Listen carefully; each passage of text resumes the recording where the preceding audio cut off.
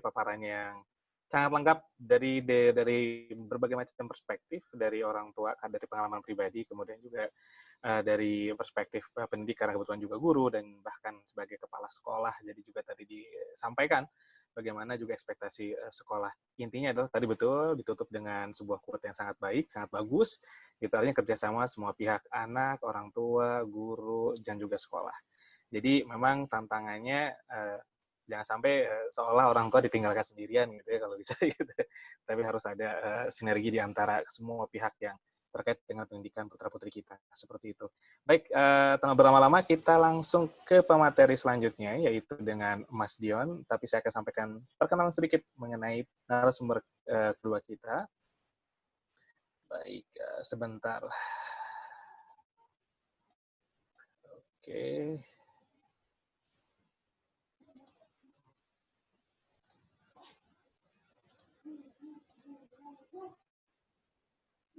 Baik, seperti yang sudah kita lihat sekarang, narasumber kedua kita adalah Mas Dion Eprijung Ginanto PhD. Jadi pendidikan beliau menempuh di S1 di Universitas Jambi, kemudian juga S2 dan S3 di Michigan State University di program Education Leadership and Administration di Amerika Serikat. Kemudian pekerjaan saat ini sebagai guru SMAN 1 Batanghari, kemudian juga sebagai dosen UIN Jambi dan IAIN Batanghari. Organisasi yang beliau gawangi saat ini adalah atau diantaranya founder Batanghari Foundation, kemudian juga founder beasiswa 03 dan co-director iSleep. Keluarga, ayah dari 2 anak, yaitu Zahir usia 5 tahun dan Zabir usia 2 tahun, suami dari Ira S. Nah, ada juga email kalau misalkan Bapak Ibu ingin menghubungi beliau langsung, ada email dan juga channel YouTube-nya yang bisa banyak sekali kalau saya juga subscribernya, jadi banyak informasi-informasi yang sangat bermanfaat terkait dengan pendidikan, karena beliau juga dikenal sebagai pengamat pendidikan ya, khususnya di Jambi gitu, seperti itu. Jadi banyak konten dari yang telah Mas Dion ini buat di kanal YouTube-nya, seperti itu. Baik, Mas Dion, Assalamualaikum. Waalaikumsalam, Pak Taufik. Baik, silakan Mas Dion, waktu dan tempat kami persilakan. Baik, insya Allah. Bentar ya, saya share screen dulu.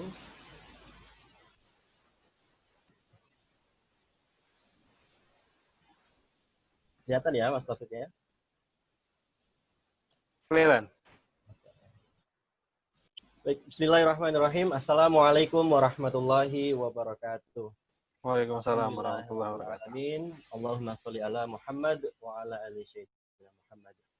Yang terhormat Ibu Profesor Dr. Nunu selaku Sekretaris Jenderal GTK Kemendikbud, yang terhormat Ibu Rani yang tadi barusan memberikan materi yang luar biasa. Kemudian yang kami hormati pula Ibu Mia Slavina selaku Direktur Mata Garuda.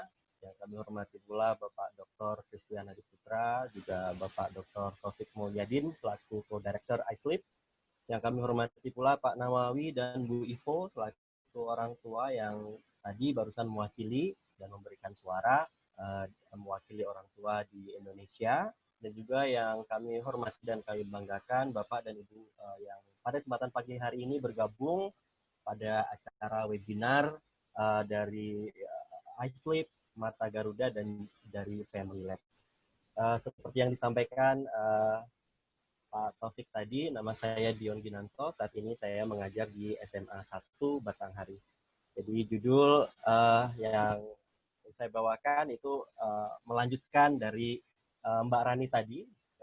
Judulnya adalah ada di sini Back to School, tanda tanya, karena kemarin Mas Nadiem baru saja memberikan pengumuman untuk yang zona kuning dan zona hijau bisa membuka sekolah lagi, tentu dengan persyaratan-persyaratan tertentu.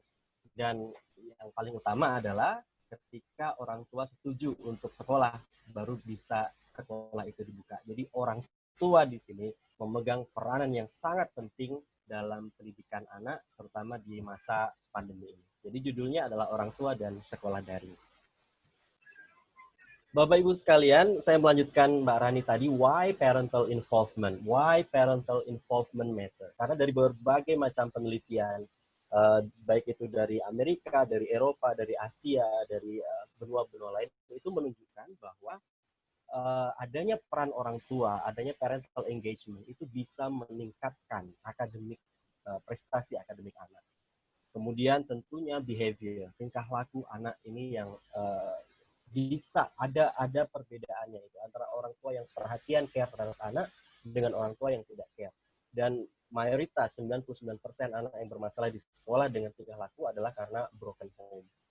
Kemudian retention, jadi bagaimana anak itu tetap berada di sekolah, tidak keluar dini atau tidak drop out, itu karena adanya peran orang tua yang sangat signifikan dan juga berpengaruh pada graduation.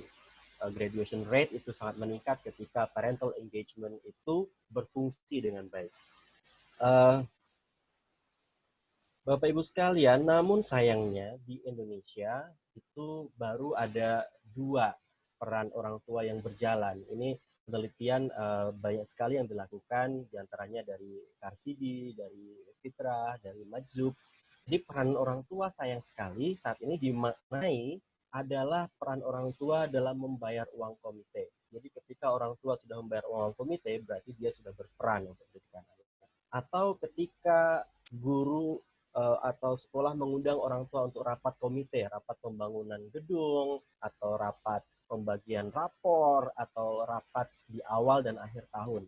Itu dimaknai adalah sebagai peran orang tua. Betul itu peran orang tua, tetapi itu adalah hanya dari decision making saja. Jadi satu bagian dari peran-peran orang tua yang dan masih ada beberapa peran orang tua yang lain yang tentunya penting untuk dilakukan agar terjalin kerjasama antara sekolah dan rumah.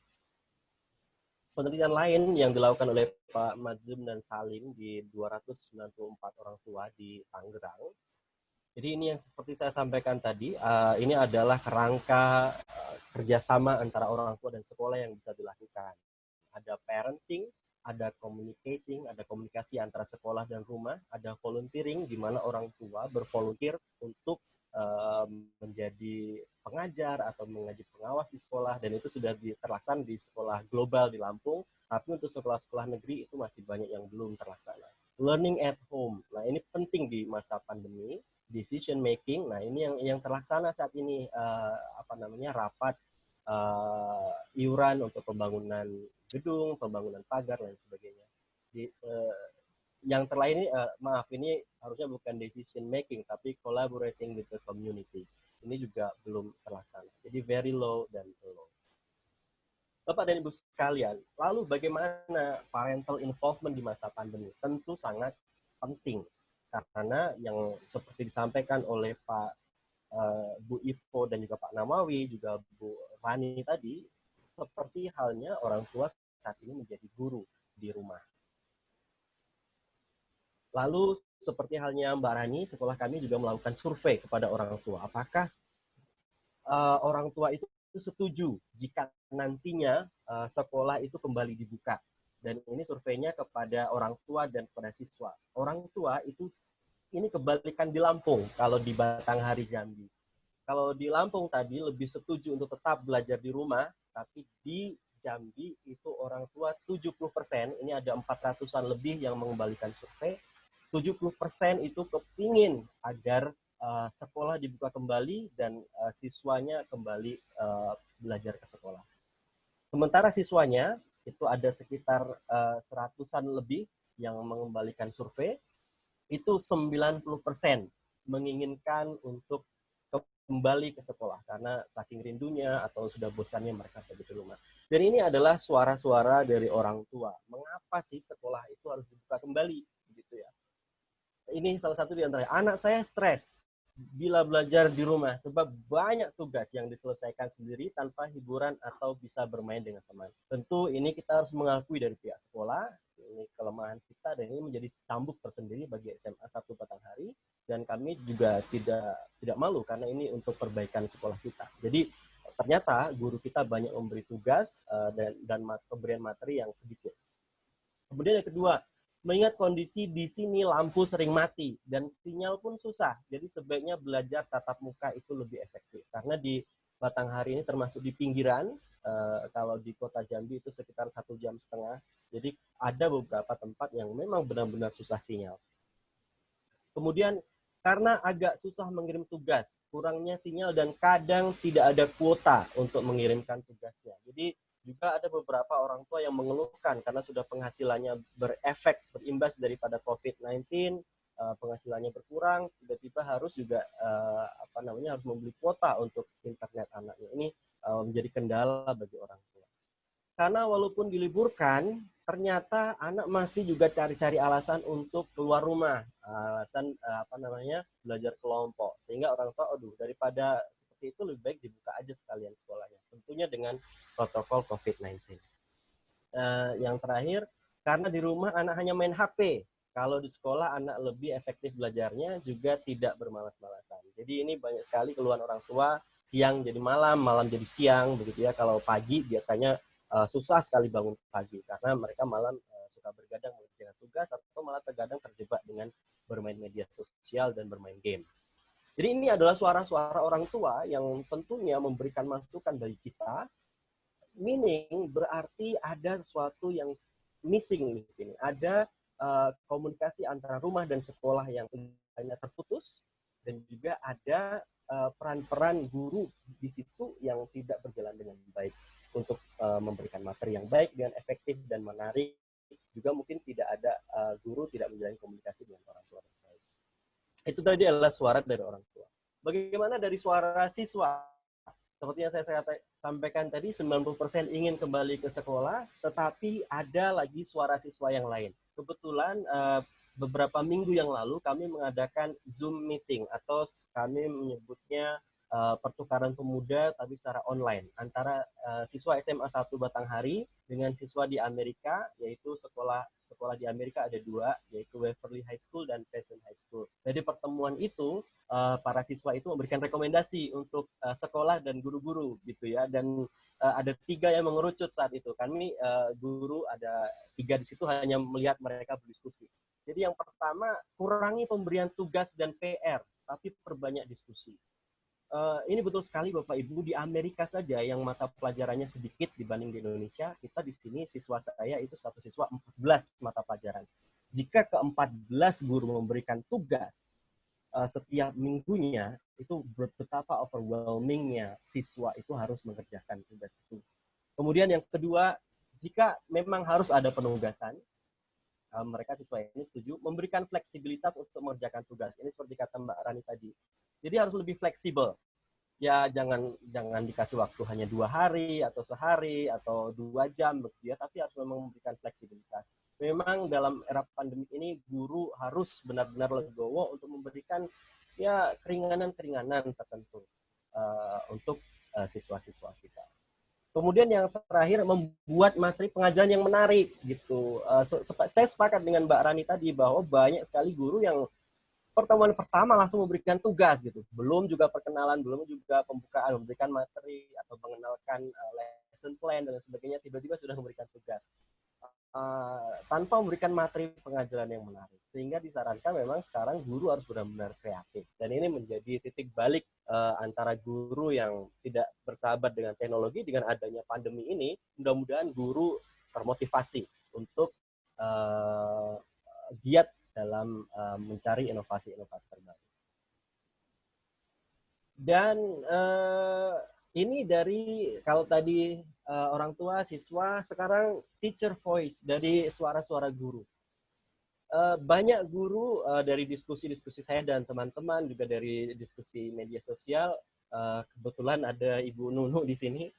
Ini ada masukan dari kami, Ibu Nunu selaku guru, bahwa laporan administrasi daring yang diwajibkan untuk guru mengumpulkan setiap 2 minggu sekali tanpa ada format yang jelas dari pemerintah daerah, itu membuat kami sangat keberatan, Bu. Karena setiap 2 minggu sekali, terakhir saya kemarin membuat itu ada 20 halaman. Bayangkan setiap 2 minggu memberikan laporan 20 halaman, di situ ada RPP-nya, di situ ada analisisnya, di situ ada daftar hadirnya, di situ ada nilainya, dan lain sebagainya. Itu memberatkan. Kalau bisa dibuat format yang lebih friendly user, ya tidak perlu berlembar-lembar, dan itu kalau bisa juga dilakukan per bulan sekali, itu saya rasa sudah cukup. Dan insya Allah guru bertanggung jawab kok untuk mengerjakan untuk bekerja mengajar muridnya. Ada juga di sosial media ini, kasihan guru-guru ya, apalagi guru honorer itu ada makan gaji buta begitu ya. Padahal kerja guru ini luar biasa ya. Jadi kami juga harus mengapresiasi nih para guru-guru di garda terdepan ini mencerdaskan dengan bahasa, juga orang tua juga perlu diapresiasi, juga siswa memberikan apresiasi di tengah pandemi ini, di tengah stres juga mengerjakan tugas, tetap bertanggung jawab untuk kecerdasannya. Dan itu tidak betul, karena memang guru itu banyak kegiatan yang dilakukan. Harus membuat materi, harus yang tidak biasa membuat YouTube, sekarang membuat YouTube. Yang tidak mengenal Google Classroom, sekarang menggunakan Google Classroom. Yang tidak mengenal Zoom, sekarang sudah mulai mengenal Zoom, Google Meet, dan lain sebagainya. Kemudian ini paket data, ini menjadi keluhan. Sebenarnya kalau misalnya dana BOS, kemarin Mas Menteri sudah memberikan ini untuk memberikan fleksibilitas, dana BOS dibagikan untuk guru dan siswa, tapi kalau itu tidak memungkinkan karena memang ada banyak kepala sekolah atau sekolah itu yang tidak mencukupi karena siswanya sedikit, sudahlah untuk operasional sekolah, jadi itu sudah habis untuk operasional sekolah dan gaji guru gitu ya. Jadi untuk memberikan insentif guru untuk membeli paket data itu tidak bisa. Mungkin bisa dari pemerintah bekerja sama dengan provider BUMN, mungkin dimurahkan begitu ya, dimurahkan, jangan hanya IndiHome saja yang dimurahkan, karena IndiHome masih tergolong mahal. Kalau untuk guru 225 per bulan ditambah pajak 245 per bulan itu masih cukup mahal. Mungkin pulsanya begitu ya, pulsanya bisa dimurahkan, mungkin bagi guru 10.000 gitu dapat berapa 20 giga atau dapat 10 giga atau bahkan bisa unlimited gitu ya. Tentunya ini sangat bisa membantu. Atau siswanya juga bisa diberikan menggandeng provider misalnya XL, Indosat, Telkom yang BUMN ya, terutama Telkomsel. Jadi itulah tadi ada teacher voice, student voice, juga ada parents voice. Jadi itu mengingatkan kita kembali pada pendiri atau pendiri bangsa ini, Bapak pendidikan kita, Bapak Ki Hajar Dewantara.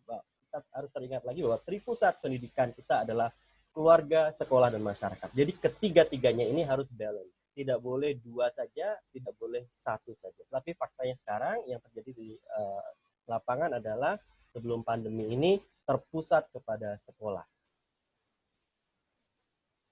Ini adalah yang guru harapkan untuk orang tua. Jadi setelah tadi suara-suara mereka, ini yang diharapkan oleh guru agar kita bisa bekerjasama dengan baik.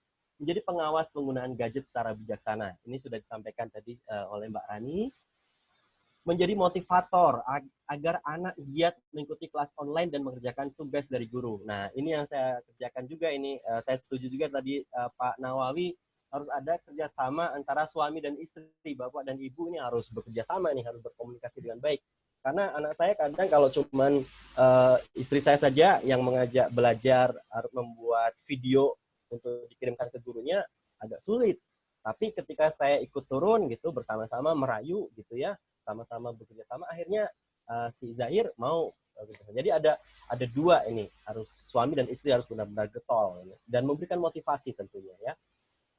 Kemudian membatasi anak untuk tidak keluar rumah jika tidak mendesak begitu ya. Dan di Jambi ini benar-benar shocking, tiba-tiba drastis naik COVID-19. Di Batanghari juga kemarin tiba-tiba drastis naik. Selama ini aman, tiba-tiba naik. Kemudian menjalin komunikasi dengan guru dalam segala hal, termasuk jika orang tua mengalami kendala dalam internet dan sinyal atau tidak mempunyai smartphone. Ya, ini yang digalakkan oleh Mas Menteri untuk ada diagnosis apakah ada kendala-kendala di lapangan. Dan itu tentu sudah dilakukan di beberapa sekolah. Memastikan agar anak dalam keadaan sehat dan siap dalam mengikuti kelas online. Nah, ini terjadi juga kemarin ketika saya mengadakan kelas Zoom dengan siswa-siswi, ada yang belum mandi, gitu, ada yang belum sarapan. Jadi memang benar-benar orang tua diharapkan agar menjadi motivator dan memastikan bahwa anak itu sehat dan siap dalam mengikuti kelas online. Nah, ini yang saya sampaikan tadi. Ini ada masukan dari orang tua. tentu ada grup orang tua di sini ya. Saya ada grup siswa dan juga ada grup paguyuban orang tua untuk berkomunikasi. Dan ini 3 hari yang lalu saya mendapatkan SMS ini. Terima kasih atas infonya dan arahannya Pak. Saya atas nama Bapak titik-titik, orang tua dari titik-titik. Kami dari SP2 Pak. Jadi untuk informasi SP2 ini adalah daerah yang lumayan terpencil di daerah Batanghari. 3 jam dari sekolah. Dan kendala kami sekarang ini sering mati lampu dan sinyal juga hilang. Jadi kami mohon kebijaksanaan dari Bapak Ibu kalau anak kami terlambat ngirim hasil belajar. Jadi ini langsung saya telah lanjutin dibagikan di grup guru-guru dan alhamdulillah guru-guru memakluminya dan memberikan fleksibilitas untuk anak yang mempunyai kendala internet semacam ini. Dan ini yang orang tua harapkan dari guru dan sekolah, karena saya juga berbicara, saya juga selain guru juga sebagai orang tua, gitu ya. Dari framework parental involvement dari Epstein 2009 ini, selama pandemi ini minimal 3 ini sekolah harus bisa bekerja sama dengan rumah, parenting, seperti Mbak Rani tadi yang sudah dilakukan di Global School, adakan kelas parenting untuk orang tua. Apa sih yang harus orang tua lakukan selama pandemi ini, memberikan pengetahuan pada orang tua. Karena tidak semua orang tua rajin mencari informasi seperti Bu Ivo tadi ya, mencari informasi sendiri di Google, karena tidak, atau Pak Nawawi gitu ya. Tidak semua orang tua kreatif untuk mencari informasi sendiri. Jadi sekolah memang harus perlu mengadakan ini. Kemudian harus ada komunikasi yang terjalin 2 arah, sekolah dan rumah. Tentunya kalau tidak bisa semua guru, minimal wali kelas itu harus bisa menjadi garda terdepan untuk komunikasi dengan orang tua. Kemudian learning at home. Bagaimana sih learning at home yang baik? Bagaimana, apa sih yang orang tua harus lakukan? Itu juga sekolah harus bisa memberikan edukasi terkait ini. Dan juga agar guru tidak memberikan tugas yang berlebihan dan tugas yang sangat sulit kepada siswa. Tentunya dikurangi tingkat kesulitannya dan dikurangi tingkat kuantitasnya. Bapak Ibu sekalian, ya 5 menit lagi Mas Dian, maaf. Siap, oke. Jadi ini ada tips-tips orang tua yang bekerja di luar. Yang pertama yang sudah disampaikan. Nah, ini orang tua yang bekerja di luar gitu ya, harus bisa mencari dukungan internal keluarga. Kakek, nenek, paman, tante, adik, kakak, atau bahkan tetangga. Ini terjadi juga di samping rumah saya. Suami istri semua bekerja sehingga setiap pagi mengantarkan anaknya ke rumah kakeknya terlebih dahulu.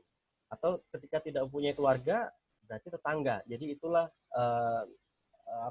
kita harus memang benar-benar bisa menjalin komunikasi yang baik dengan siapapun, termasuk dengan tetangga. Karena tidak semua orang bisa membayar asisten rumah tangga. Libatkan seluruh anggota keluarga untuk membantu pekerjaan rumah. Jadi suami tidak boleh merasa gengsi untuk membantu mencuci piring, membantu memasak, membantu menyapu rumah. Karena dengan suami, anak menjalankan tugasnya dalam rumah tangga ini dapat membantu sekali dalam COVID-19. Kemudian proaktif menghubungi guru dan mencari tutor jika perlu, dan jika perlu untuk adakan tutor ya, dan jika ada uang. Tips untuk orang tua yang selanjutnya adalah sempatkan untuk bermain. Ini sudah dibahas oleh Mbak Rani tadi, termasuk di dalamnya adalah mengunjungi perpustakaan daerah, karena perpustakaan daerah itu setiap kabupaten mempunyai, bahkan di setiap desa saat ini sudah ada perpustakaan daerahnya. Jadi untuk bisa pinjam buku di situ. Membuat jadwal rutinitas bersama-sama, sudah disampaikan juga dengan Mbak Rani. Manfaatkan waktu bertemu anak dengan berkualitas. Jika memang bekerja di luar, ketika ada waktu hanya setengah jam atau 1 jam, manfaatkan ini dengan berkualitas, dengan berbagi cerita, dengan mendengarkan keluhan anak, dengan memberikan motivasi anak. Ya, Bapak Ibu. Kemudian tips daring untuk sekolah negeri. Sekolah negeri itu kebanyakan tidak mempunyai biaya untuk membeli platform-platform yang berbayar. Tetapi kita mempunyai Google Classroom dan rumah belajar. Nah, sekolah kami menggunakan Google Classroom, dan Google Classroom ini dibuat oleh admin sekolah dari kurikulum.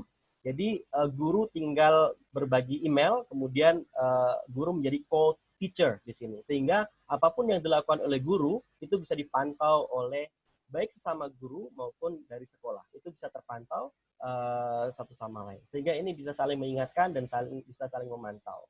Bisa juga melihat apa yang dilakukan oleh guru. Di sini ada stream, apa penugasan di sini, kemudian grade juga bahkan bisa dilihat. Nah, ini rumah belajar, ini dari Kemendikbud. Atau ketika internet itu sulit, pemerintah juga melalui BUMD-nya, RRI dan TVRI sudah bagus. Ini ada gambar yang saya ambil dari Sulteng Raya, memanfaatkan kelas dari TVRI. Dan ini RRI Jambi. RRI Jambi alhamdulillah lumayan aktif dalam mengadakan kelas. Ini contohnya saya ambil saja nih, Bella Maulina, ini adik tingkat saya, dia mengisi acara untuk kelas bahasa Inggris dan kewirausahaan. Atau kalau di internet, nah ini HT Handy Talkie, kalau di Batanghari saya belum pernah menemukan.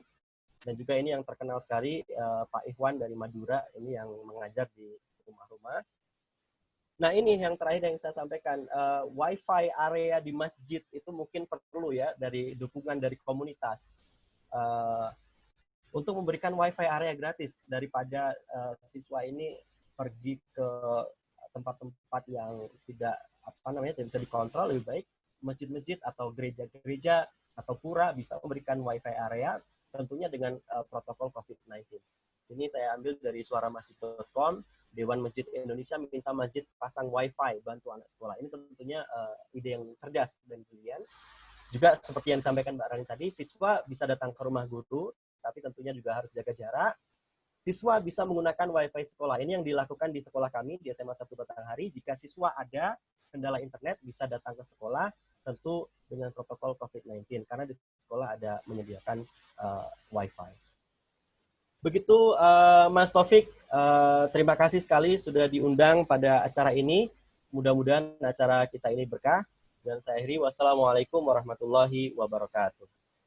Waalaikumsalam warahmatullahi wabarakatuh. Baik, terima kasih Mas Dion atas paparannya yang luar biasa. Jadi itu banyak sekali ya dapat tips and trick lah gitu kan untuk mendampingi putra-putri kita, kemudian juga bagaimana kerjasama sekolah, bahkan bagaimana sekolah memanage pembelajaran dengan tetap melibatkan orang tua dan terjalin komunikasi yang baik di antara tadi dari pusat pendidikan yang sudah disampaikan tadi ya, ada keluarga, lingkungan, kemudian sekolah. Dan mungkin kami mengingatkan bahwa insya Allah